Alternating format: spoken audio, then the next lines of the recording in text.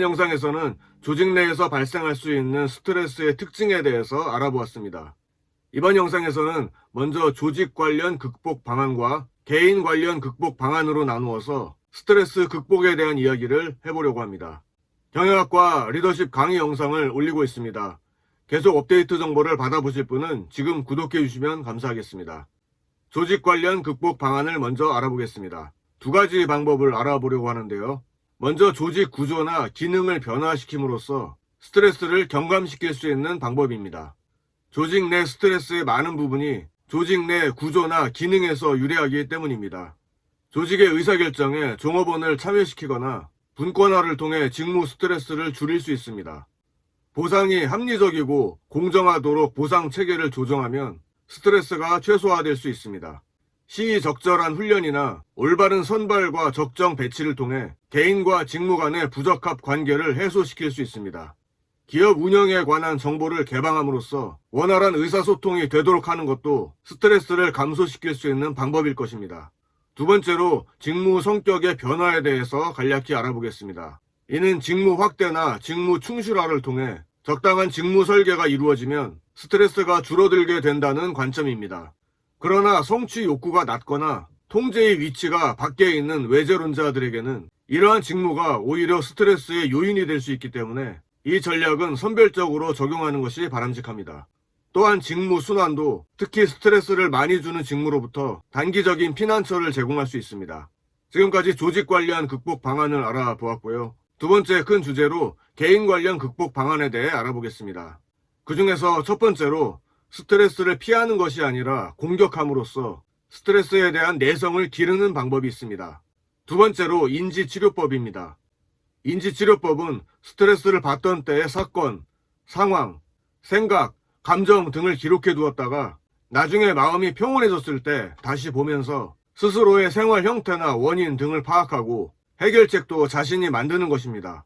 따라서 스트레스가 심한 사람은 자신이 스트레스를 받았던 순간의 상황을 기록해 봄으로써 원인을 찾아 스스로 해결할 수 있습니다. 세 번째로 긍정적 자기 진술법입니다. 자기 진술에는 자기 성취적인 것과 자기 패배적인 것이 있습니다. 이 중에서 자기 성취적인 자기 진술은 실패는 성공의 어머니다 라든가 나의 사전에 불가능이란 없다와 같이 긍정적이고 도전적입니다. 하지만 자기 패배적인 것은 우리 형편에 과연 가능할까? 라든가 예산이 부족해서 우리는 할 수 없을 거야 와 같이 비합리적이고 부정적인 인식이 깔려 있습니다. 부정적 사고나 자기 패배적 진술보다 긍정적 진술을 통해 열린 마음과 태도를 가질 필요가 있습니다. 네 번째로 합리적 대안 모색입니다. 스트레스는 대부분 개인적이고 주관적인 평가에 기인합니다.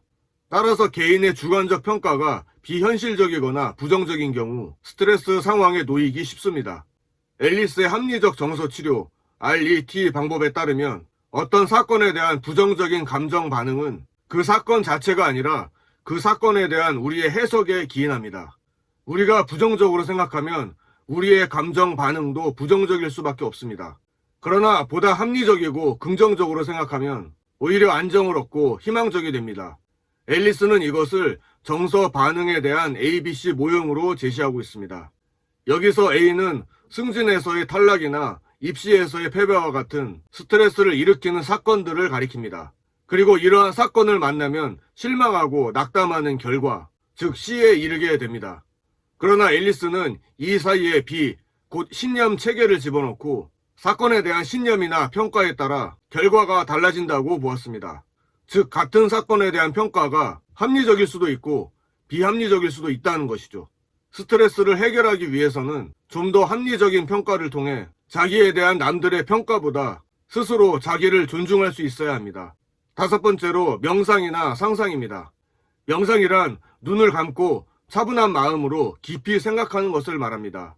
이러한 명상은 짧은 시간 동안 집착을 억제하고 인간의 잠재된 새로운 양상의 의식을 개발하는 데 도움을 줍니다. 명상은 호흡과도 깊은 관련이 있습니다. 특히 복식 호흡에 익숙해지면 업무 도중 잠깐의 시간을 통해 큰 효과를 볼 수 있습니다. 또한 구체적인 상상은 상상력에 도움을 받아 잠깐 쉬는 시간을 갖게 되고 스트레스를 줄이는 데 도움을 받을 수 있습니다. 그 밖에 음악 감상이나 캠핑과 같은 취미 활동, 가족이나 친구와의 대화, 기도와 묵상과 같은 종교 생활과 같이 긍정적인 방법으로 스트레스를 해소할 수 있습니다. 하지만 다른 나라에 비해 우리나라 사람들이 주로 사용하는 스트레스 해소 방법은 흡연이나 음주와 같이 부정적인 방법이 더 많다고 합니다. 본인이 과도한 스트레스를 받고 있다면 좀 더 긍정적인 해결 방법을 찾아보는 것이 바람직하리라 생각됩니다. 스트레스를 예방하는 방법도 역시 긍정적인 사고를 하는 것이 가장 근본적인 방법이라고 할 수 있겠습니다. 그래도 살만한 인생의 저자인 크리스토퍼 피터슨 교수는 성인 남녀 1100명을 대상으로 조사한 결과 성인 남성의 경우 나쁜 일이 일어날 것이라고 생각하는 사람이 수명도 짧고 각종 사고에 의한 사망 확률도 높게 나왔습니다. 매일 분노하라를 외치고 남탓만 하는 사람들의 정신건강이 얼마나 좋을지는 여러분의 상상에 맡기겠습니다. 앞서 해결 방법으로 잠시 언급했던 취미생활을 하는 것도 좋은 예방 방법이라고 할 수 있습니다. 마루야마 겐지의 취미 있는 생활은 저자가 섭렵한 다양한 취미를 기록한 책입니다. 오랫동안 이어진 취미도 있고 어느 한순간에 그만둔 취미도 있습니다. 눈을 치우는 것과 같은 소소한 여러 가지 관심사에 대해 계속해서 호기심을 가지고 즐기는 이야기를 재미있게 표현하고 있습니다. 또한 틀에 박힌 일상을 벗어나서 오랫동안 해오던 방법이 아닌 전혀 다른 새로운 방법을 시도해보는 것도 일상생활에서 어렵지 않게 해볼 수 있는 스트레스 예방 방법입니다. 심리학자 데이빗 니븐이 쓴 나는 왜 똑같은 생각만 할까? 라는 책을 보시면 제자리를 맴도는 똑같은 생각으로 삶이 피곤한 사람들에게 창의력 처방전을 제공합니다. 해결 불가능한 문제 속에 갇혀있는 사람들이 사소한 생각의 변화를 통해 삶의 악순환을 끊어낸 생생한 사례집입니다. 여기까지 스트레스 해결 방법과 예방 방법에 대해 몇 가지 알아보았습니다. 스트레스를 받지 않는 사람은 없습니다. 적당한 수준의 스트레스는 삶에 긴장감을 주고 만족스러운 성과를 가져올 수 있지만 과도한 스트레스는 오히려 육체 건강과 정신 건강에 악영향을 가져옵니다. 특히 요즘은 육체 건강도 중요하지만 정신 건강에 대해 좀 더 관심을 가져야 할 시대라고 생각합니다. 자신만의 적절한 방법으로 과도한 스트레스를 이겨내시는 여러분이 되시길 바랍니다. 스트레스의 원인 중에 하나는 바로 변화라고 할 수 있습니다. 다음 영상에서는 변화 관리를 중심으로 리더십 강의를 진행하겠습니다. 이번 영상은 여기까지입니다.